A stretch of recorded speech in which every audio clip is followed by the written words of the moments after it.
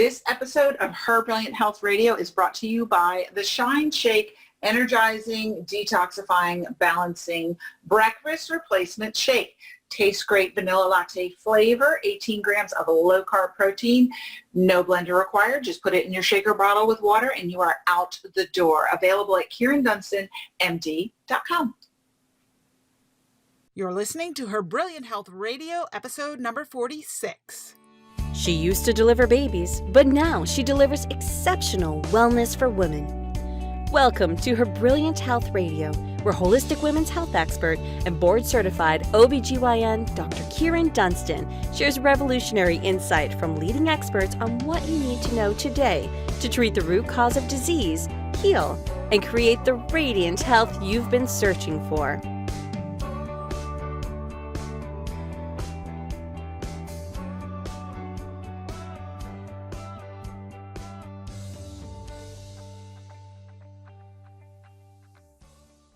Hey everybody, it's Dr. Kieran here for another episode of Her Brilliant Health Radio. Thank you so much for joining me today.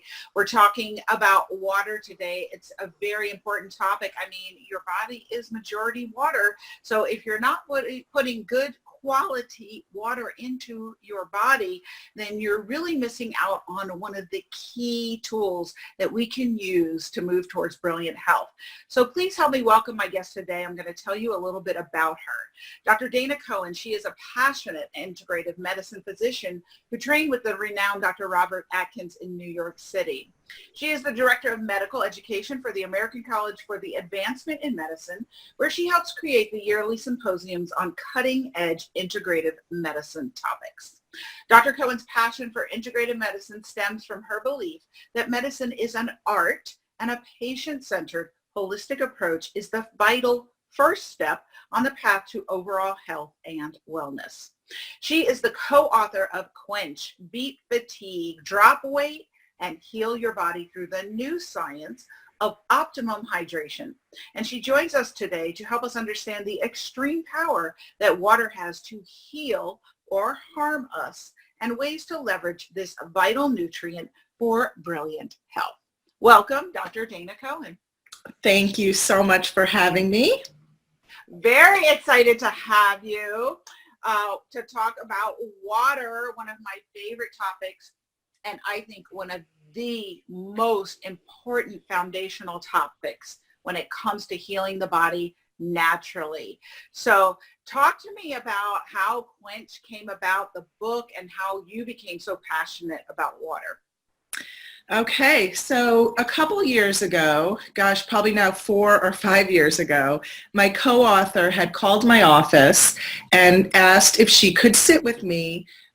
She runs something called the Hydration Foundation. And I remember thinking at the time, oh, she's going to sell me some kind of Ponzi schemed water filter thing. But I remember thinking, you know what, sure. Oh, she was referred by a patient. So I was like, sure, come into my lunchtime. She came in, sat down with me, brought me a smoothie, and she started to talk to me about the work of Dr. Gerald Pollack. Gerald Pollack is a water researcher out in Seattle, and she started talking to me about structured water and this new phase of water. And she sat there and blew my mind. and I remember listening to her. And then she's also an anthropologist, and her research was on how desert plants hydrate. So you think about an aloe and they're gels, so it all fit together, and everything she was saying to me made so much sense. And then we had this other thing in common where both our mothers had passed away in nursing homes, and her mom had episodes of dehydration, and she couldn't fix it until she finally fixed it. And basically what she did was she put chia seeds in her mom's orange juice in the morning, and that helped her get through the day at being better hydrated throughout the day. And it never happened again where she had to get IV fluid or anything in the rest of her time in the nursing home. So at the end of that day, at the end of that conversation, I said to her, Gina, I've been searching for my book. I've known I wanted to write a book forever, for 15 years, and could never find the book I wanted to write. I didn't want to write another book on thyroid or hormones where you have to go and see a doctor. I wanted to really affect a lot of people I said, do you want to write this book? And she's like, oh my God, yes. So that's how it came to be. And then we started the research from there.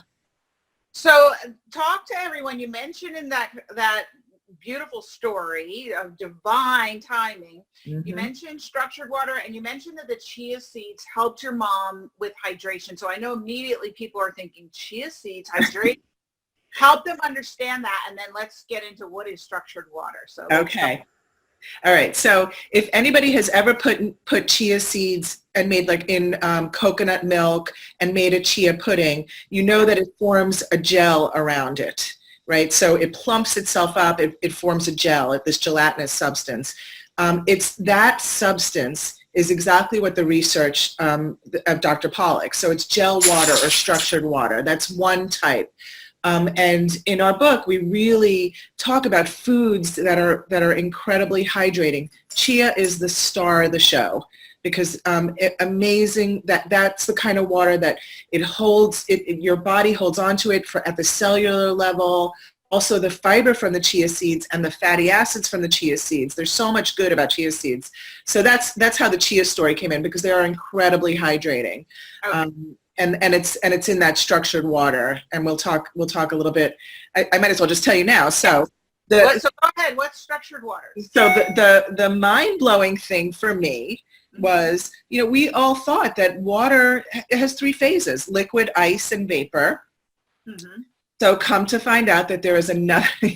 I'm laughing because you're drinking your water.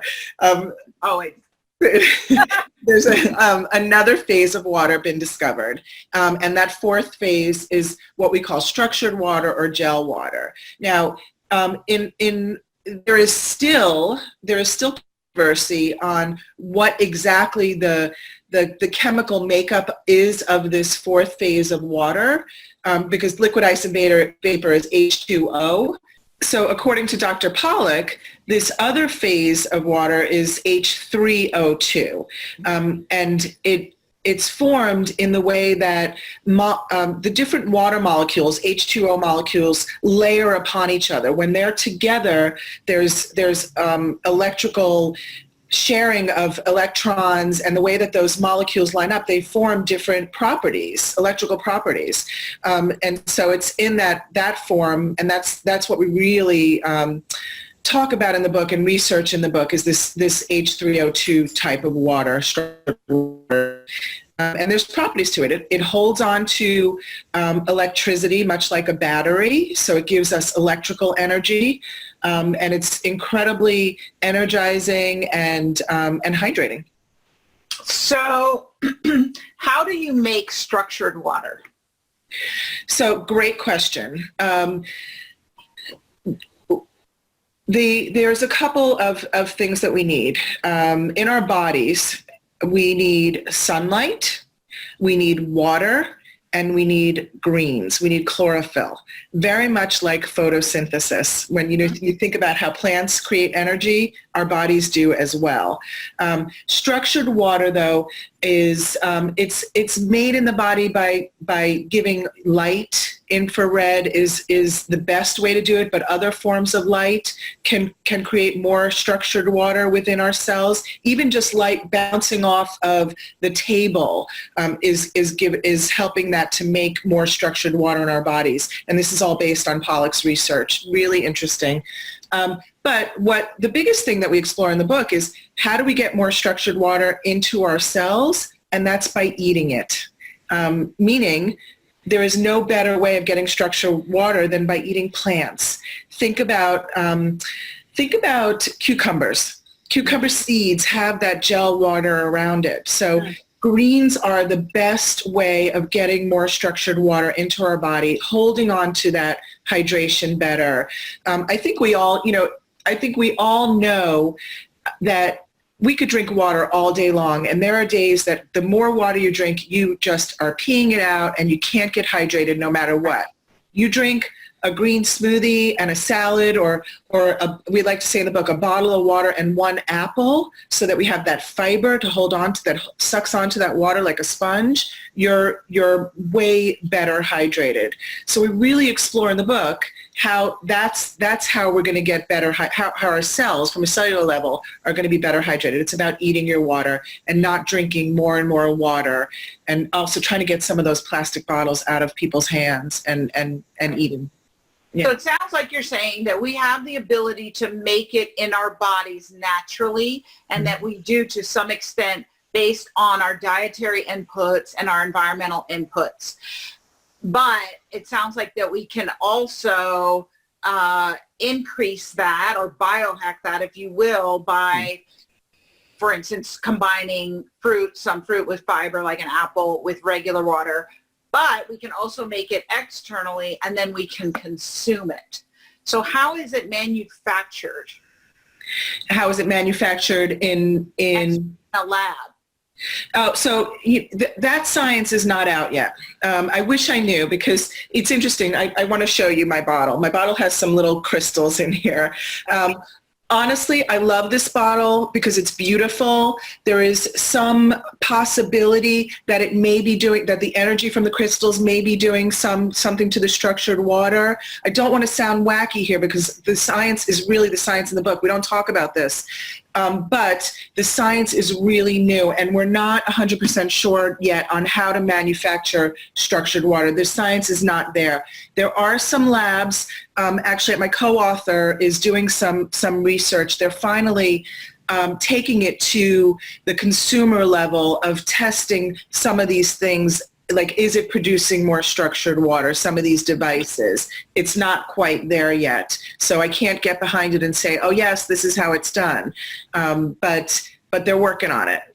Well, it's interesting, you having the crystals in the water. I mean, that gets back to Dr. Emoto's work, where he took water and looked at the crystals that it formed when it was frozen, and he exposed it to different words, and merely labeling the water container with love versus hate actually created the love labeling on the water, created the beautiful, very symmetrical, intricate patterns, and each word, positive word, had its own pattern, and then the negative emotions, hate, for instance, had very disrupted patterns that weren't completely formed in the crystals when they looked under the microscopes.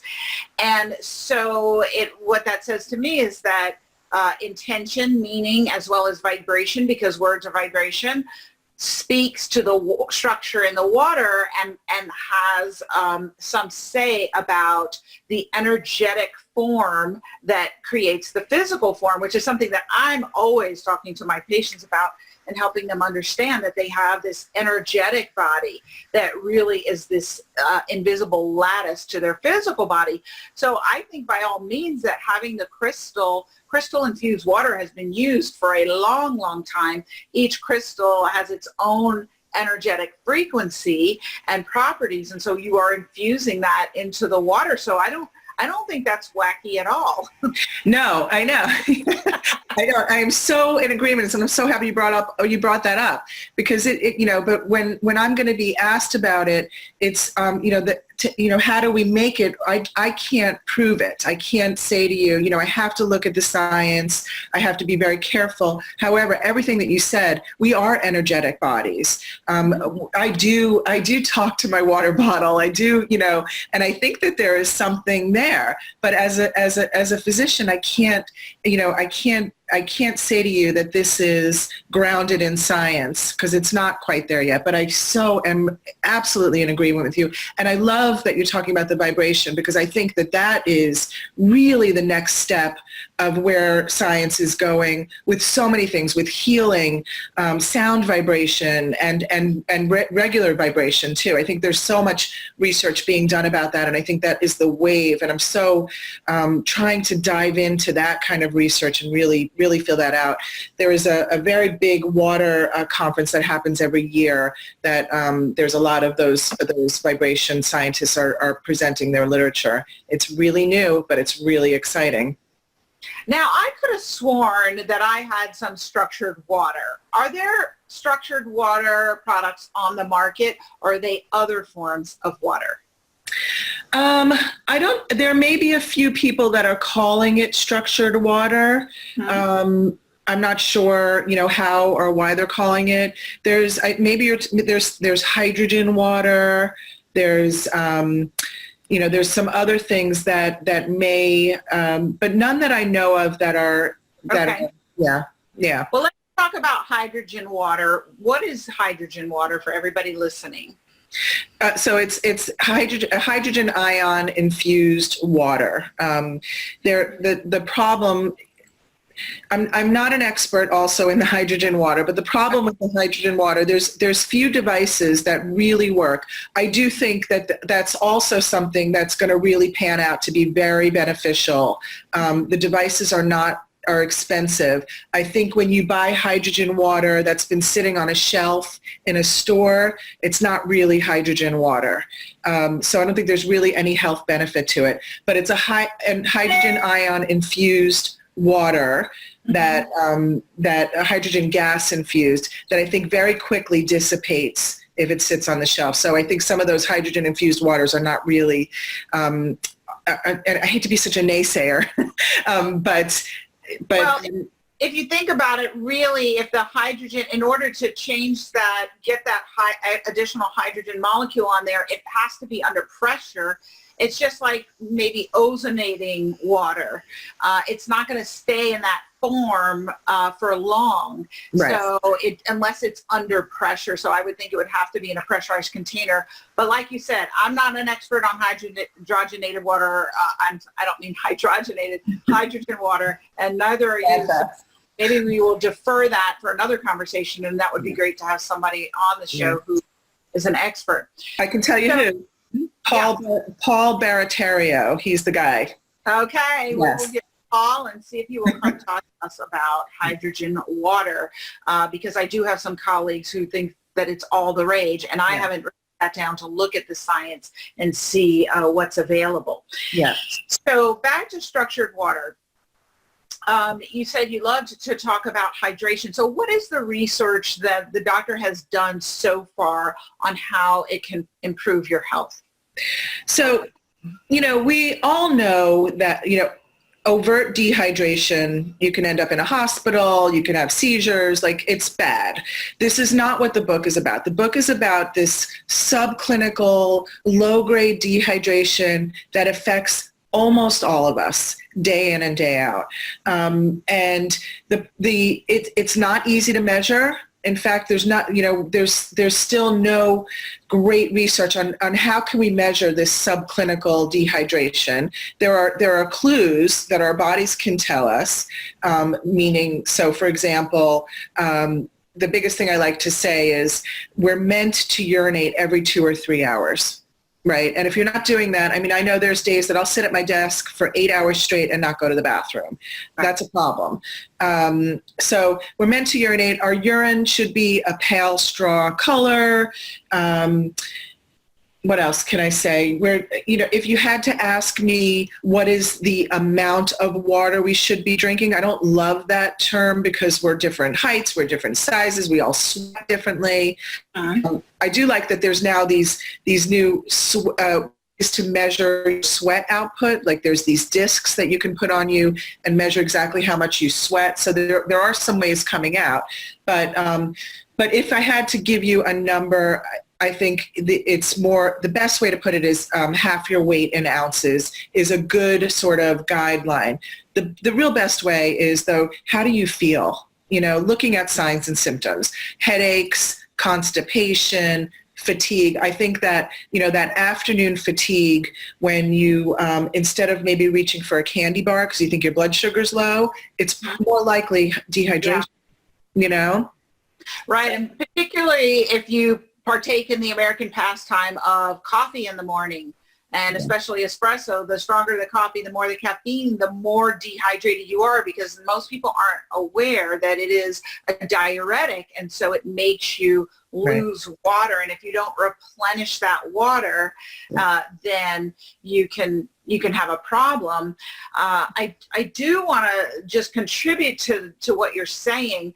I think, in my opinion, that one of the reasons we suffer with so much dehydration is because of toxicity. Mm-hmm. And one of the tests that I love to do in my patients is a body composition analysis, and particularly one that tells me total body water, intracellular water, extracellular water, and I can really get a handle on how much is there. And I pretty typically find that because you're supposed to have 60% of your water intracellular inside the cells and 40% outside, the more toxic people are, and some of those toxins will accumulate in that extracellular space, and they'll have edema in their hands or feet and such at the end of the day, that water gets drawn outside of the cell. And so sometimes it isn't even that we necessarily have a low total body water, but we have this distribution problem because of toxicity. And I know people listening are saying, well, ooh, how do I know if that's me? Well, if you've got swelling where your rings don't fit, particularly as the day goes on, or in your legs and feet, and if you get up to go to the bathroom a lot at night, when you didn't drink a lot right before you went to sleep, these are kind of telltale signs, because what's happening is your body is redistributing that water from the toxicity as you're sleeping, and you're getting up to pee a lot. And so I know that a lot of us do feel chronically thirsty. And so we're pouring in that water, but we're in this relatively dehydrated state a lot of times because of toxins. And so if you're listening, one thing that you need to do is you need to do something to get rid of that toxicity so that your water balance can be restored. Yeah, I love it. I love it. I love it, love it, love it. The one thing I want to make sure I say before I say it is that just going back to your original question, low-grade dehydration is the first step in preventing and treating any kind of chronic illness. It's a very powerful statement, and we need to really push that home. Before you start any detox plan, before you start any diet, we need to know how to hydrate properly. It is the single most important thing on how to get rid of those toxins. And if we don't know how to do it properly, everything we're going to be doing is done in vain. So. Right. That is key, what Dr. Cohen is saying. So definitely, yeah. So you've got to address the hydration, but help everybody understand, why is this so vital?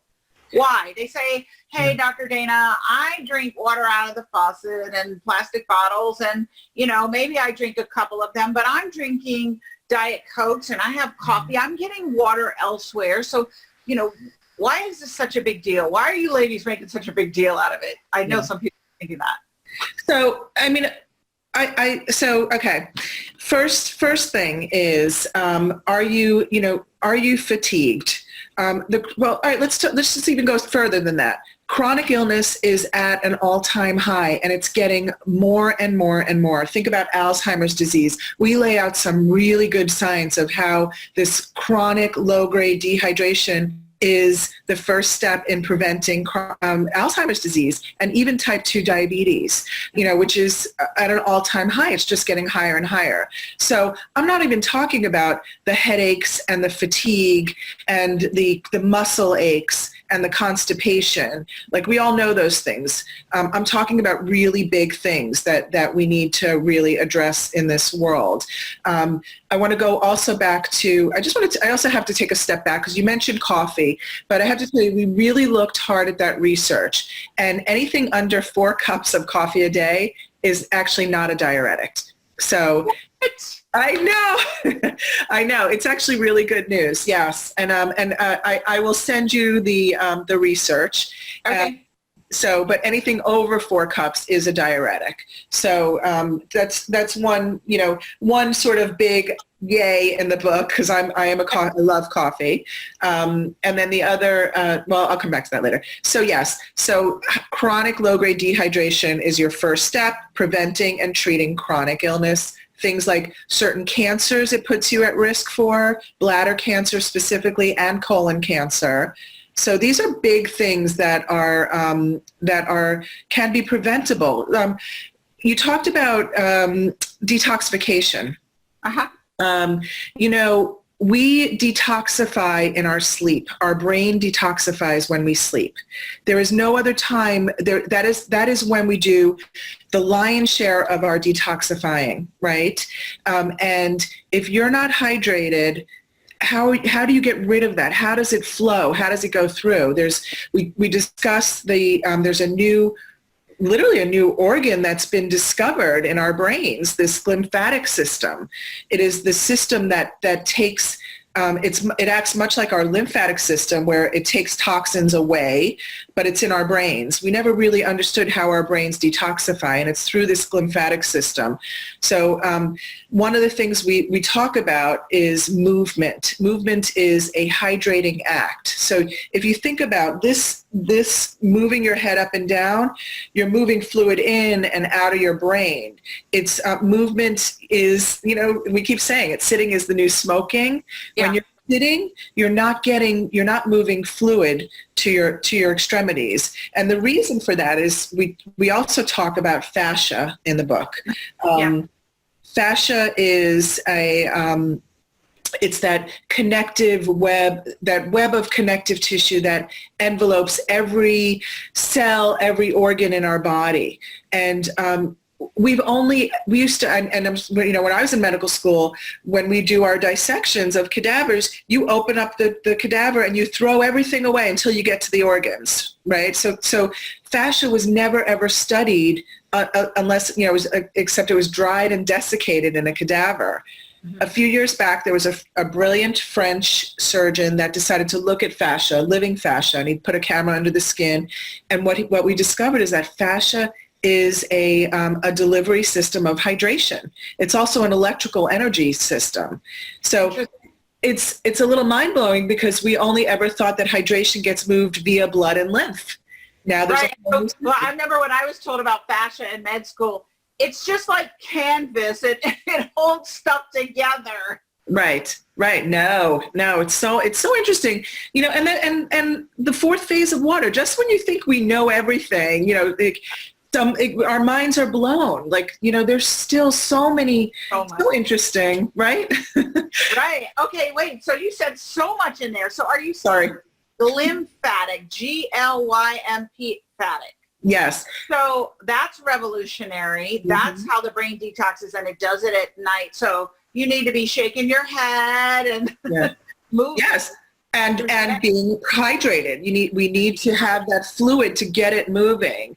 Think about the too many nights when you've had a little too much to drink and you're so dehydrated in the morning and your head is killing you and you're foggy and you just feel awful. It's because alcohol is absolutely dehydrating. There's no getting around that.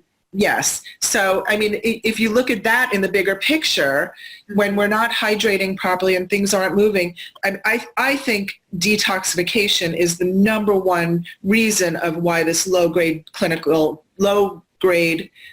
dehydration is the cause of chronic illness, because we're not able to detoxify. Yeah. Wow. Okay. And then you mentioned, so fascia is shown to be a hydration delivery system. Yeah.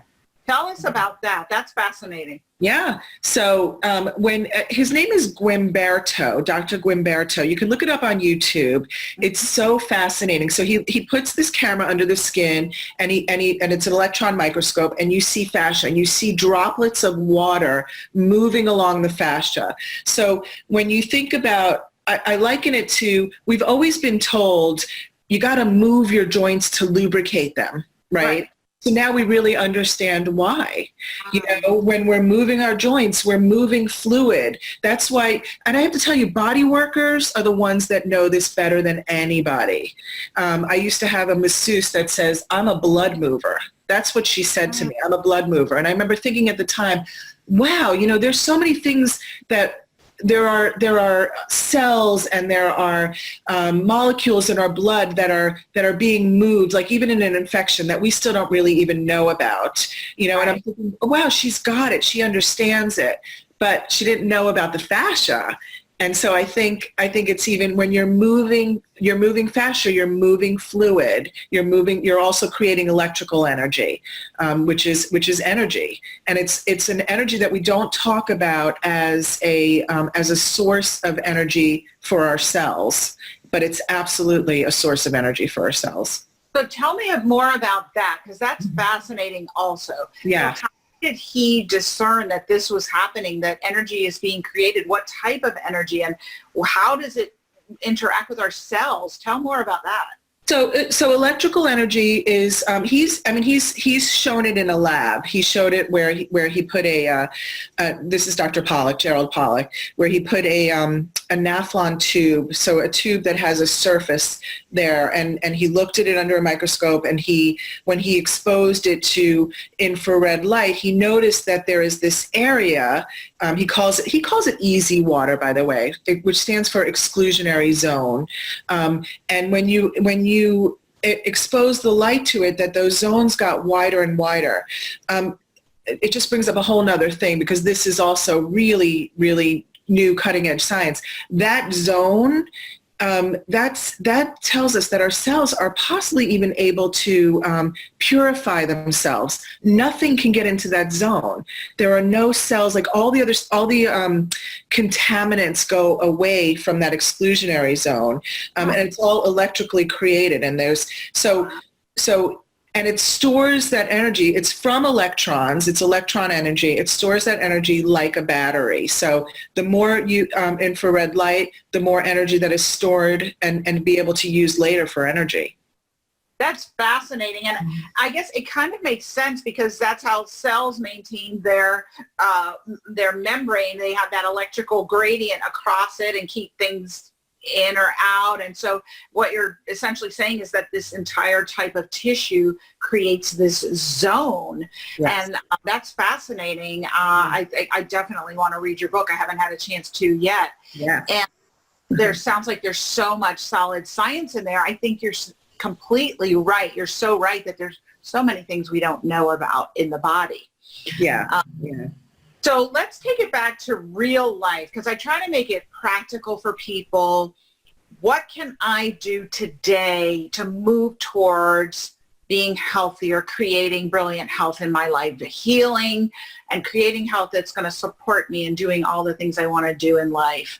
So what would be your top 3 take-homes that you would like to leave everybody with, that they could take action on today when it comes to water? Okay, I love it. I want to just also first say the book is written for the masses. We lay out the science in there, but I will tell you, we don't even discuss water filters in the book, because the truth is we send them to the environmental working group. You can get a water filter based on your budget. That's not the science that we did in there. But the book really is written for the masses, and it's written for people to jump in and start right now on what you can do and how you can feel your best. While the science is in there and it's really easily read, it's so, when you'll read it, you'll see it's written in my voice, and it's very easily digested, no pun intended. Great. So, and we will have a link in the show notes for everyone so they can link right to your book. Thank you. So the first thing, I'm going to give you some really easy take-home tips. Like I said, my partner studied how desert cultures hydrate. And she's an anthropologist, and they certainly don't hydrate by drinking 8 glasses of water a day. Right. So one of the things that she found out that they do is that they front load their water. So when I wake up in the morning, I drink 8 to 16 ounces. I throw a little pinch of sea salt in there, because we want those minerals. It has to be real salt, not like pretty table salt. You want a good sea salt or Himalayan pink salt or real salt, the brand Real Salt I love. So a pinch of salt and a squeeze of lemon for more minerals. So that in itself is believed to structure the water, right? So you're adding minerals, electrolytes, those kind of things. Those are going to help structure your water. So a big glass of water first thing in the morning is a great way to start the day. That's number one. Well, number one. This other one, it's interesting. There was such a smoothie craze that I think is dying down, but I don't think it should. I think one green smoothie a day is life-changing for people. If you've never done it, try it for a week. And I want to explain the difference between a smoothie and a juice, okay? So, right. A smoothie is a blended greens, and I'm not talking about like an ice cream smoothie. I don't want any yogurt in there. This is just blended greens with water and maybe a fruit for sweetness. You could throw some lemon, ginger, and some chia seeds in there. That's our foundational smoothie, a really easy one. So it's greens, which is like spinach, celery, Swiss chard, whatever greens you can find, a half a green apple, some chia seeds, a squeeze of lemon. You could throw, if you like ginger, a little ginger in there, and that's it. And water in a blender. Go get a $5 blender if you can't afford a Vitamix. It doesn't have to be a Vitamix, So that's a smoothie. So you're blending the vegetables. You're getting the fiber as opposed to just squeezing out the fluid from a juice. There's a place for juices, but I think smoothies are it. That's where they're at, and so try drinking one green smoothie a day with not a lot of fruit because we don't want so much sugar. So a little bit of fruit for sweetness or a carrot for sweetness. And I can't tell you how many people just do that and they notice a difference in a week. Wow, my energy is better. My hydration is, it's that simple. And then the third thing is we got to move. We can't be sitting for so many hours a day. We have to get up and move. In the book, we give recipes not only for smoothies, we give recipes for what we call micro movements. And that head bopping up and down is a micro movement. You can make up your own, like this is a micro movement. It doesn't matter what it is, but we need to move. We talk about there's some interesting fidgeting studies in the book, and people who fidget live longer than people who interesting.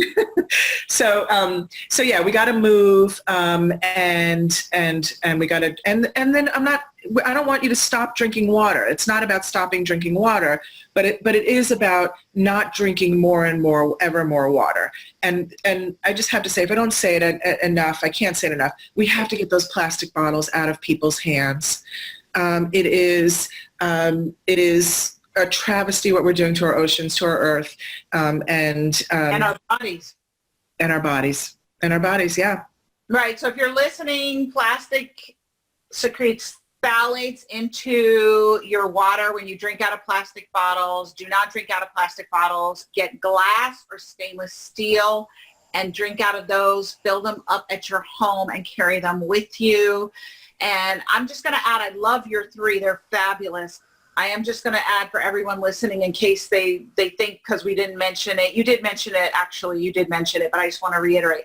You got to be filtering the crap out of your water before you drink it. So if you're drinking faucet water, no. Go on ewg.org. We'll have the link in the notes.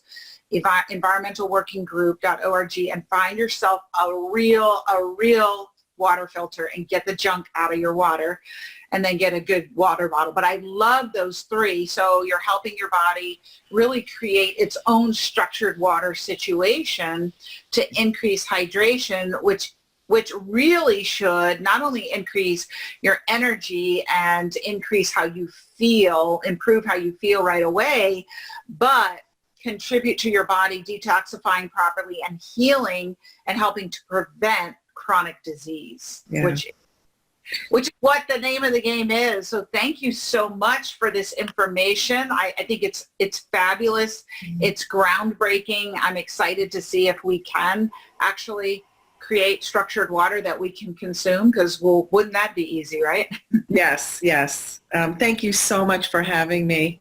Thank you. And the name of the podcast is Her Brilliant Health, and I'd love to know what that means to you. I think it's just taking a step back. We do talk about this in the book. I think we are in charge of our bodies, and I think we inherently know what when we feel the best, and we have to stop ignoring ourselves. And I think when I give you this information on how to hydrate properly, you will know when you are properly hydrated. There's no better test. There's no better way of knowing, including like when we talk about with food sensitivities. So we need to stop ignoring our bodies, stop being cut off from our bodies, and listening to our bodies, listening to the cues. And I think that is where we're going to really find your brilliant health. Brilliant health when you listen to your body. That's right. I second that. Thank you so much. It's beautiful. And thank you for this book and this work and your passion. So glad to have you here today. Thank you. Thank you for joining me for this episode of Her Brilliant Health Radio. Hopefully you are inspired to take action on some new information you received today. A step towards the bountiful, blissful, beautiful vitality that you deserve. If you have health topics and questions you'd like addressed, please message me on my Facebook page or visit KieranDunstonMD.com and let me know. I'd love to help. Remember to share this podcast on social media and send it to your friends and family who could benefit from it too. If you love the show, please go right now to iTunes, write a review, and make sure to subscribe to the podcast so you'll be the first to know when future episodes are available. Thank you again for joining me, and remember, achieving optimal health isn't magic, it's science.